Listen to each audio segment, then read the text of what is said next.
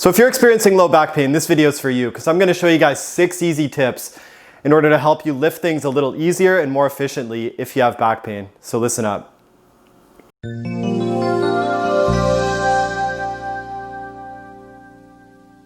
And first off, if you haven't already, please subscribe to RyleyRehab. Every single week I'm coming up with new content, helping you become the expert of your own body, and also helping you become the expert of lifting things off the ground so you don't hurt your back even more.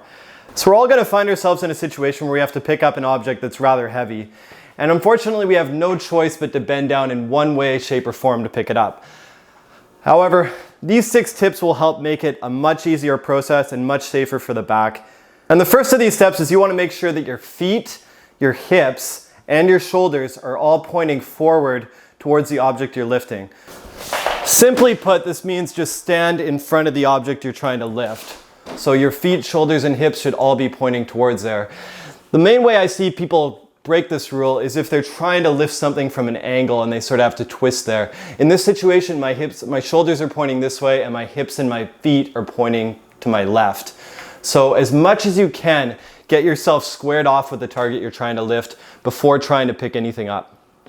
Tip number 2 is you want the object to be as close to your body as possible. So how this works in practice is, in general, if you look at this paper here, in between my feet, basically between my 2 big toes and my heels, this is a zone where you ideally want to lift your objects from. The closer you can be to this zone in between your feet, the easier it'll be to lift because it won't strain your back as much from having to lean too far forward.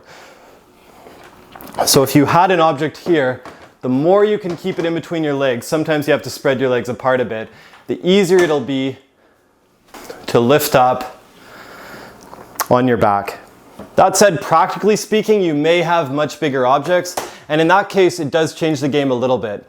However, with that, you still should follow the rules to the best of your abilities and get that object as close to your big toes as you possibly can, or as close to the insides of your feet as you can. So if that means getting yourself in a position where your feet are right out here and your big toes are right on the beginning of the box, that's a much better position in order to lift the weight up. Just like that. The other side of keeping objects close to your body is you do want to make sure that whatever you're trying to lift is literally sliding or grazing at least all the clothes on your body as it comes up. So when I lift this up, I don't want to feel like it's way out here. I want to feel like it's close. Even if it does rub my knees a little bit when I pick it up, that's totally fine for the sake of your back.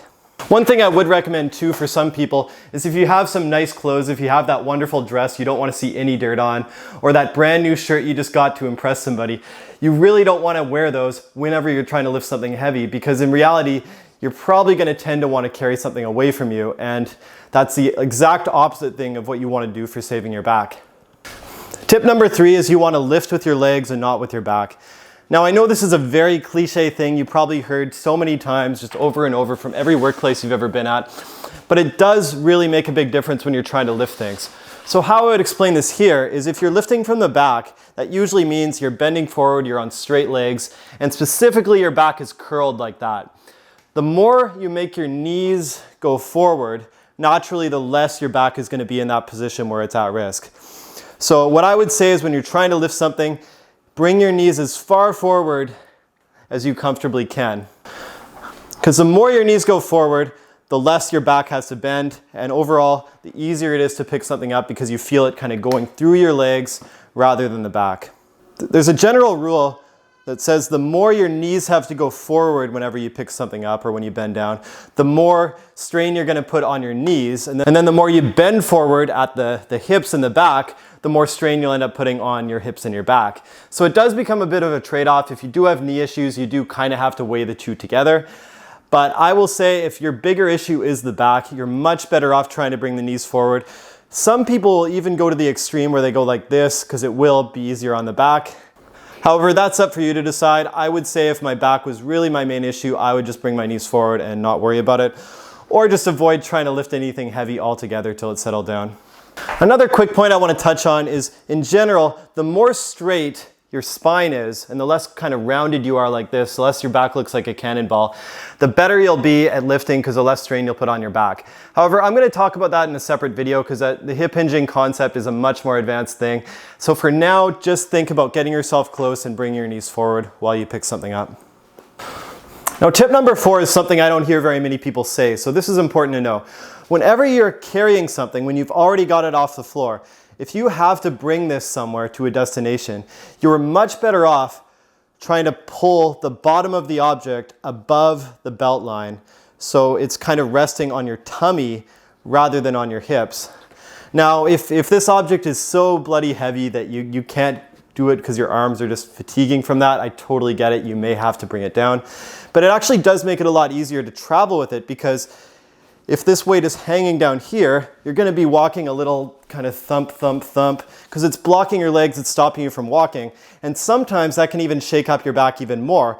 So what I would recommend is if you have the strength to do it, try pulling the weight up as much as you can above the belt line. If the bottom's above the belt line, then the next thing you can do is you pull your arms back, both your left arm and your right arm, to kind of pull it in like that.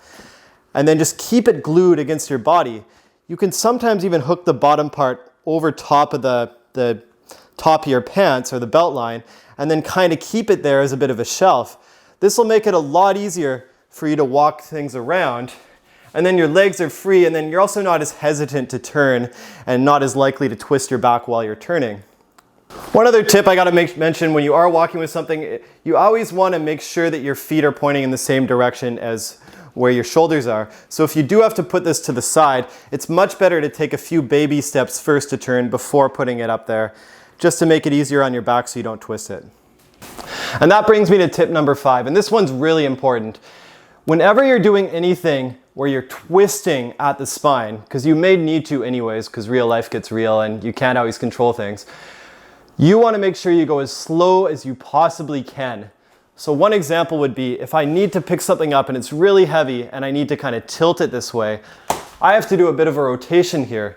And sometimes you may have to do little things where you're turning at the spine, basically whenever your shoulders are rotating like that. You want to go very slow because especially when you're bent over, that's probably one of the most common things that can like trigger a traumatic disc injury in people is if they're bent over and they twist too quickly. So whenever you're in this position where you're bent over, if you ever have to make any twists, go as slow as you possibly can, because this is one of those situations where if you do it too quickly, it's very easy to sprain something in your back. Alternatively too, if you ever have to reach in an awkward position where you are breaking the rules for whatever reason, make sure you slow it down and make sure you're extremely careful. Last but not least, keep in mind that if the weight is too heavy, then just don't do it for the time being. You may be able to do it in the future, but you do want to still take it easy on the lifting. But I hope this helped because often we do have times when we have no choice but to lift things, and in some ways it can be therapeutic to kind of gradually try to lift heavier and heavier things if you have any back pain. That said, it's very important to know what triggers your injuries, so I hope this video helped. Please stay tuned. I'm coming up with new content every week, and I'll see you next time.